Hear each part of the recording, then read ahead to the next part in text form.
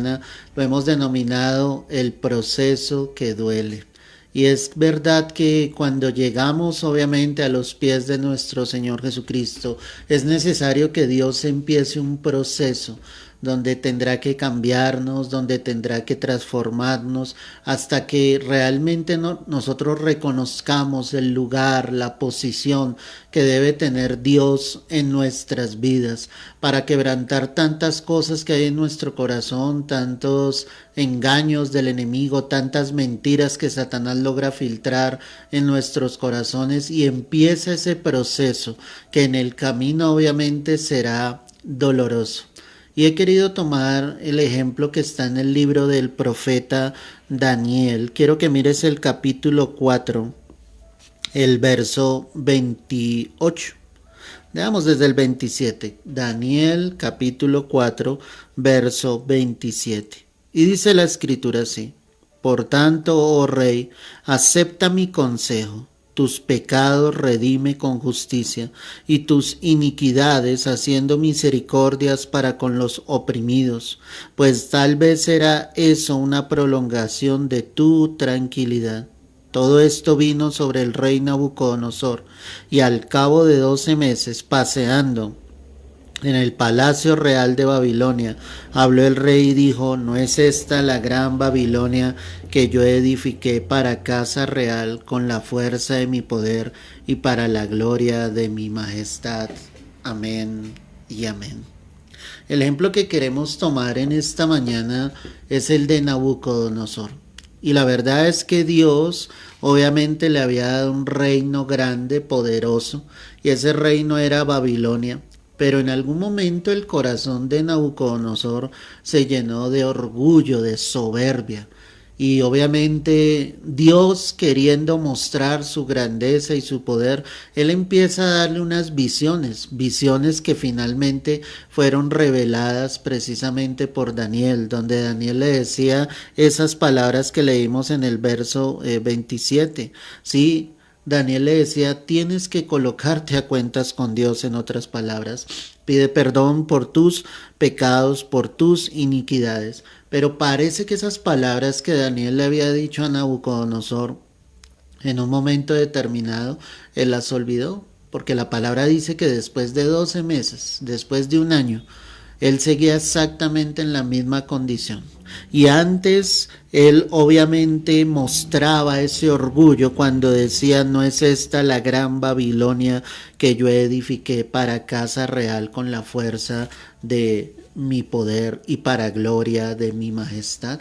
Qué impresionante, ¿no? Porque Dios iba a empezar un proceso sobre la vida de Nabucodonosor para que finalmente Nabucodonosor reconociera que solo había un Dios grande, poderoso, temible sobre la tierra, que era Jehová de los ejércitos.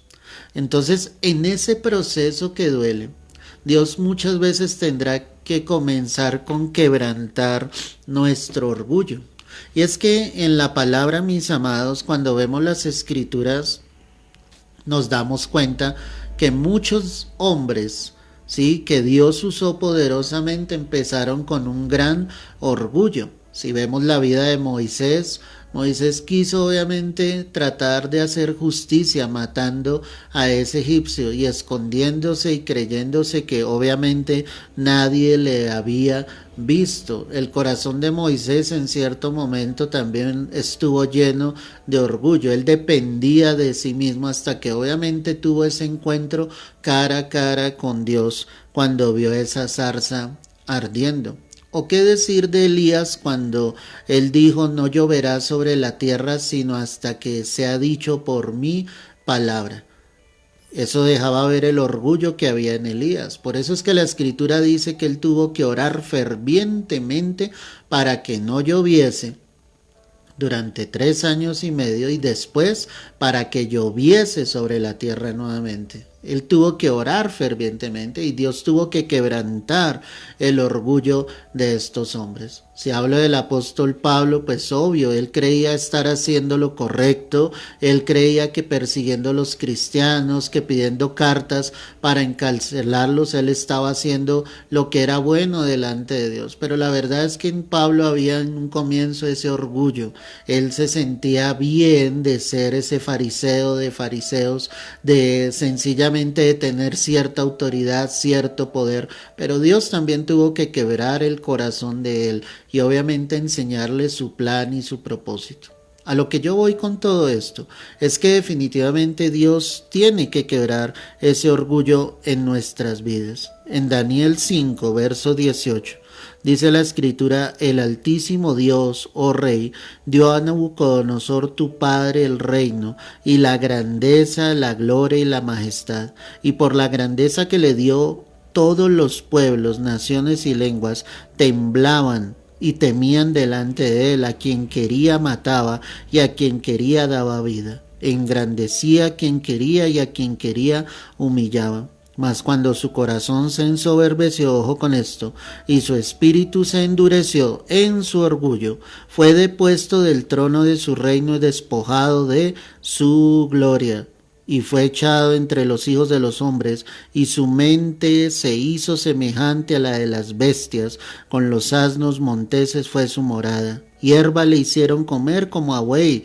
y su cuerpo fue mojado con el rocío del cielo, hasta que reconoció que el Altísimo Dios tiene dominio, mira lo que dice acá, sobre el reino de los hombres, y que pone sobre el al que le place. Y ojo con lo que te voy a leer acá. Y tú, su hijo Belsasar, no has humillado tu corazón sabiendo todo esto. Es decir, este diálogo que te acabo de leer se lo estaba dando obviamente Daniel nuevamente, pero ahora el hijo de Nabucodonosor. Belsasar no había aprendido la lección que había tenido que sufrir su padre. Y él le estaba recordando y diciendo: tú tampoco te has humillado delante de Dios. Tú tampoco has reconocido tu falta. Mira lo que pasó con tu padre. Mira que Dios tuvo que quebrantar su orgullo. Pero su hijo también estaba lleno de orgullo. Y Dios también le iba a dar ese trato a Belsasar como tal. A lo que voy con todo esto, y lo que te quiero transmitir en esta mañana, es que en el proceso Dios lo primero que quiebra es el orgullo del hombre. Porque nosotros necesitamos reconocer que solo Él es Dios. Nosotros necesitamos reconocer que solo a Él es la gloria y la honra. Solo Él merece ser exaltado. Y Dios va a tener que quebrarte. Y eso va a ser doloroso. Y cuando hablo de orgullo, es una dependencia de ti mismo, es el hecho de creer que tú lo conoces todo, que lo sabes todo, que tienes el poder, que tienes el dominio, que tienes la autoridad. Y ahí es cuando Dios llega y empieza a quebrar el orgullo, porque Dios es el que merece ser exaltado, no es el hombre. Sigamos entonces leyendo Daniel 4, verso 31. Aún estaba la palabra en la boca del rey cuando vino una voz del cielo: a ti se te dice, rey Nabucodonosor, el reino ha sido quitado de ti. ¿Qué le era quitado a Nabucodonosor? Su reino. ¿Y qué había dicho Nabucodonosor hace unos instantes después de lo que estaba sucediendo acá? ¿No es esta la gran Babilonia que yo edifiqué? Es decir que Nabucodonosor amaba esa gran Babilonia. Él se sentía el grande, el poderoso, el rey, el sublime, pero Dios le quitaba el reino. Cuando hablamos del proceso que Dios tiene que tomar en nuestras vidas, créeme que Dios va a quitar de tu vida lo que tú más amas en esta tierra. Y cuando digo que va a quitar, es lo que te tiene aferrado a esta tierra y lo que no te deja ver la gloria de Dios. Nabucodonosor estaba aferrado a su reino, ya había recibido una palabra de Dios hace un año donde el Señor le decía que el reino le sería quitado, y el consejo que le dio Daniel, ¿cuál fue? Arrepiéntete, colócate a cuentas con Dios. Pero el rey seguía en su dureza, seguía en su orgullo y no quiso escuchar. Entonces Dios, ¿qué tiene que hacer? Quitarle el reino, lo que él más amaba. En el proceso que Dios realiza sobre nuestras vidas, Dios tendrá que quitarnos lo que más amamos en esta tierra, para que un día levantemos nuestra mirada a Él y nosotros podamos reconocer que solo Él es Dios, que las cosas de esta tierra no pueden ser superiores o mayores al amor que yo le tenga al Señor.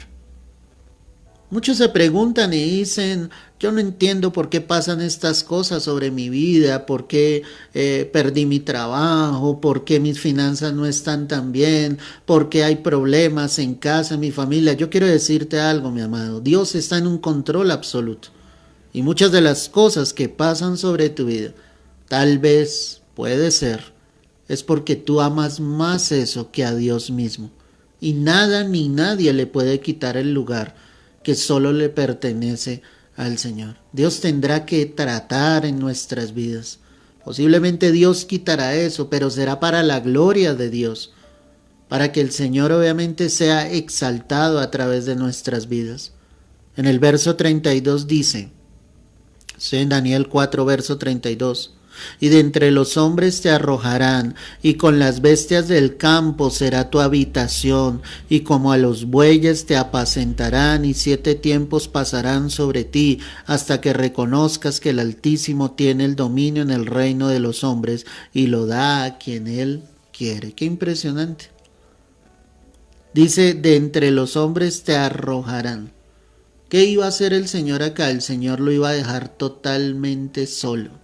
Obviamente Nabucodonosor tenía un gran ejército, siervos que obviamente estaban allí para servirle, para hacer lo que él quisiera, pero el Señor en ese trato que le estaba dando a Nabucodonosor sencillamente lo iba a dejar solo. En lo que quiero decirte es que en medio de ese proceso que es doloroso, Dios muchas veces tendrá que dejarte solo. ¿Y sabes para qué te deja solo? La misma Escritura nos lo dice, hasta que reconozcas que el Altísimo tiene el dominio en el reino de los hombres y lo da a quien Él quiere. Te deja solo para que tú lo mires a Él, para que te reconozcas, quién es el Altísimo, para que reconozcas quién es Dios, para que reconozcas quién es el que tiene el poder. Solo Dios tiene el poder y la autoridad. En Juan 16, el verso 32, mira lo que dice la Escritura. He aquí la hora viene y ha venido ya, en que seréis esparcidos cada uno por su lado y me dejaréis solo, mas no estoy solo porque el Padre está conmigo. Qué convicción la de nuestro Señor Jesucristo, porque Él sabía perfectamente que sus discípulos en la hora de la prueba, en el momento más fuerte, huirían, le dejarían solo. Pero el Señor confirma y dice, pero yo no estoy solo, porque es que mi Padre está conmigo. Esa es la convicción que el Hijo de Dios debe tener en el momento en que está siendo formado en ese proceso. Que aunque sea doloroso, sabemos que el Señor está allí con nosotros y que no nos va a dejar y que no nos va a soltar. En Juan 8:29 dice la palabra, porque el que me envió conmigo está, y no me ha dejado solo el Padre, porque yo hago siempre lo que le agrada. Qué impresionante nuevamente. Jesús confirma y dice, pero yo no estoy solo. El que me envió está conmigo. ¿Quién había enviado a Jesús? El Padre. Y Jesucristo tenía la convicción de que su Padre estaba con él. Y aún en los momentos más difíciles de nuestro Señor Jesucristo, el Señor sabía que Él estaba ahí. Aun cuando expresó esas palabras en la cruz, donde le dijo, Elí, Elí, lama sabactani, Dios mío, ¿por qué me has desamparado? Aún en ese momento, Jesús sabía que su Padre tan solo le estaba dando la espalda por el pecado que había sobre él, pero que la obediencia que él había tenido llevaría a que su Padre, por medio del Espíritu de Dios, le levantase de los muertos y le diera un nombre sobre todo nombre. Qué impresionante. Es la convicción de saber que el Señor está ahí. ¿Qué iba a hacer el Señor entonces en la vida de Nabucodonosor? Le dejaría solo. Eso le dolería, porque después de tener tantos súbditos a su servicio, ahora él iba a estar solo allí en el campo como cualquier otro animal de las bestias del campo. Era necesario en ese proceso que pasase eso sobre la vida de Nabucodonosor. A veces muchos no quisieran estar solos, pero es que no entienden que no están solos, que el Señor siempre está allí. Míralo a Él, confía en Él. Él obrará, Él se glorificará, Él dará victoria sobre tu vida. En Daniel 4, el verso 33 dice la escritura: en la misma hora se cumplió la palabra sobre Nabucodonosor, y fue echado de entre los hombres, y comía hierba como los bueyes, y su cuerpo se mojaba con el rocío del cielo, hasta que su pelo creció como plumas de águila, y sus uñas como de las aves. Qué impresionante. ¿Qué estaba haciendo el Señor acá? Destruyendo la carne de Nabucodonosor. Y cuando pienso en esto, definitivamente el Señor tiene que destruir nuestra carne. Como lo estábamos hablando, ese ego, esa soberbia, ese orgullo, ese yo. Tanta carnalidad que hay en nuestras vidas que no nos deja tener comunión con el Espíritu. Obviamente Nabucodonosor no podía reconocer quién era Jehová de los ejércitos porque había demasiada carne en él. Mucho ego, mucho yo. Mucha autosuficiencia. Y eso no lo dejaba definitivamente ver al Señor. ¿Qué hizo? Obviamente Dios hizo que él fuera como cualquiera de las bestias del campo. Se mojaba cuando caía la lluvia. ¿Sí? Dice la palabra acá que su pelo creció como plumas de águila, sus uñas como las de las aves. Impresionante lo que estaba pasando. O sea, la carne definitivamente tenía que ser destruida.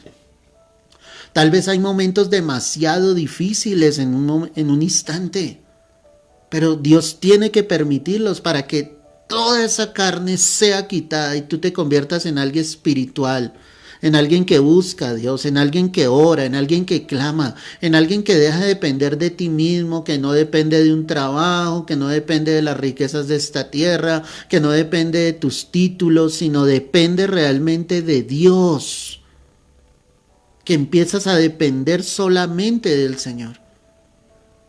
Dios tiene que destruir la carne, y en ese proceso, cuando Él está destruyendo la carne, eso duele demasiado.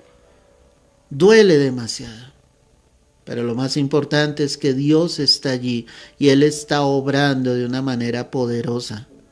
En Daniel 4, el verso 34 dice: mas al fin del tiempo yo, Nabucodonosor, alcé mis ojos al cielo y mi razón me fue devuelta. Qué impresionante. Y bendije al Altísimo y alabé y glorifiqué al que vive para siempre, cuyo dominio es sempiterno, y su reino por todas las edades. ¿Cuánto tiempo duró Nabucodonosor en estas circunstancias? 7 tiempos, y esos 7 tiempos eran 7 años. 7 años en el campo, allí perdido, con una locura total, destruyendo el Señor su carne totalmente. Pero solo hasta después de ese tiempo, él como que alzó sus ojos al cielo. Y cuando alzó sus ojos al cielo, su razón le fue devuelta. Es que mientras no alces tus ojos al cielo, Dios tendrá que seguir tratando ahí de una manera fuerte. Por eso te digo, esta palabra puede sonar un poco dura, pero es la verdad de lo que Dios tiene que hacer, porque es que Él nos ama. Él no quiere que nosotros sigamos igual, hasta que alcemos nuestros ojos al cielo, hasta que lo miremos a Él, hasta que digamos: solo tú eres Dios. En medio de esa circunstancia, en medio de ese proceso, hasta tú perderás la razón, tus pensamientos no cavilarán, tú preguntarás y dirás: Señor, no entiendo lo que está sucediendo, lo que está pasando, esta prueba lleva demasiado tiempo. Pero hasta que tú no alces tu mirada al Dios de los cielos, tu razón no será devuelta.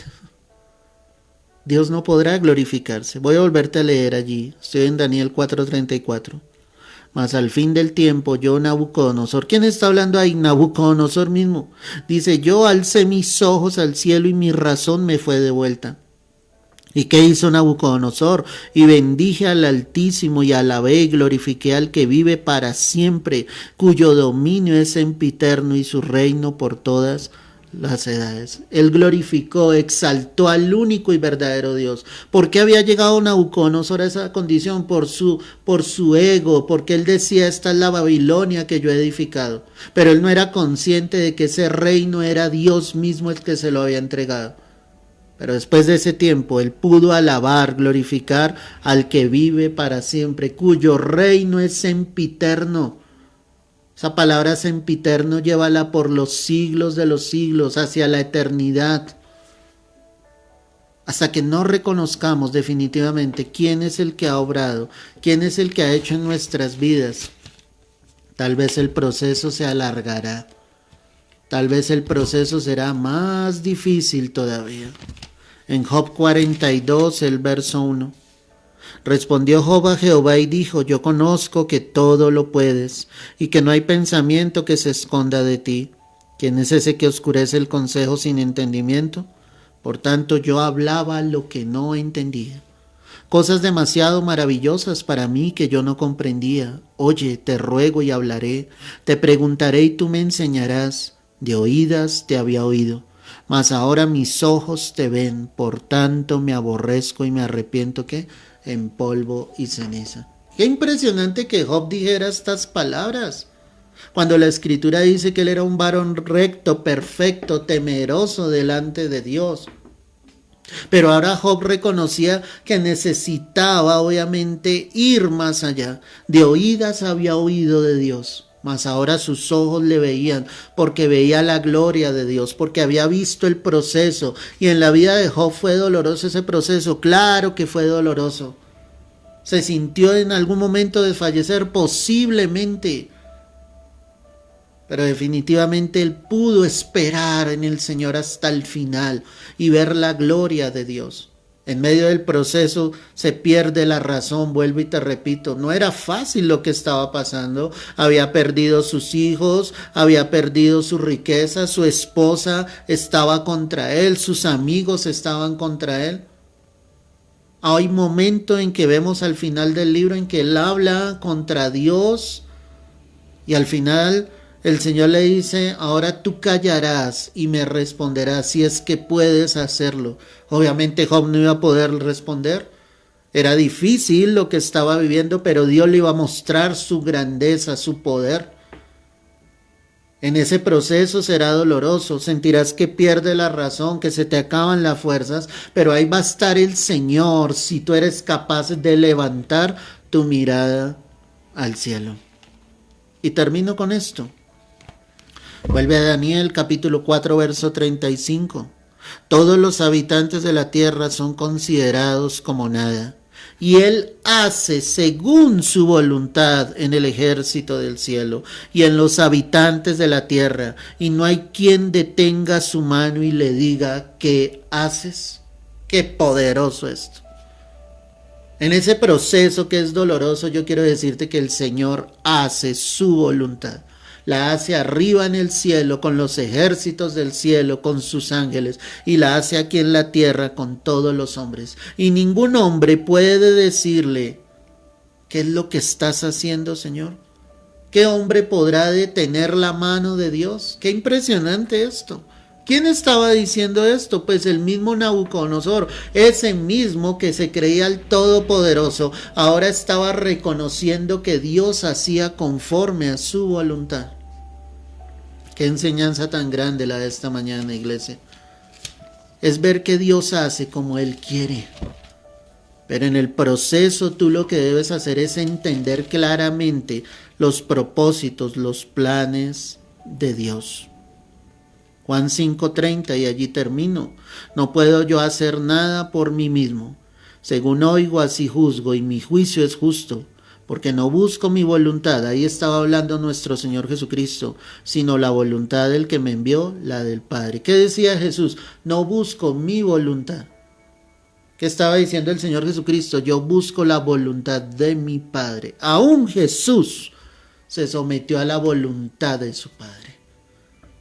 el Señor hace conforme a su voluntad como Él quiere. Y en ese proceso, si tú no entiendes eso, si tú no entiendes que tu vida está en las manos del Señor, siempre estarás debatiendo con Dios. Siempre estarás preguntándole al Señor, ¿por qué, Dios?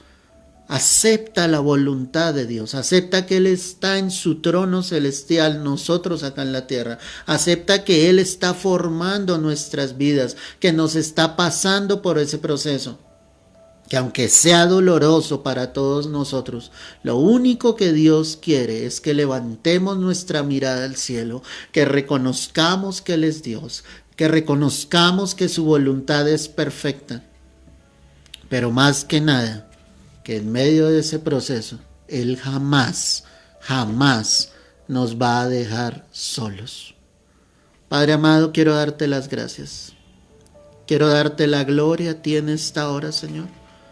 Y yo quiero pedirte en este momento, en el nombre de Cristo Jesús, que en medio de este proceso, tú nos fortalezcas a todos tus hijos, tú nos tomes de tu mano, tú nos llenes de tu espíritu. Dile allí donde tú estás, Señor, yo me someto a tu voluntad. Sé que tú tienes control sobre mi vida, sobre mi cuerpo, sobre mi familia, Señor. Sé que tú haces conforme a tus propósitos, pero hoy recibo tu palabra, hoy coloco mi mirada en ti, hoy levanto mis ojos al cielo, reconociendo que tú eres el Altísimo, reconociendo que tú eres el Dios Todopoderoso, que no hay quien detenga tu mano, ni hay quien te diga qué haces, porque tu voluntad es buena, es perfecta, es agradable para con todos los hombres. Señor, recibe el honor y la gloria en esta hora. Gracias por la vida de cada uno de tus hijos. Fortalécelos en medio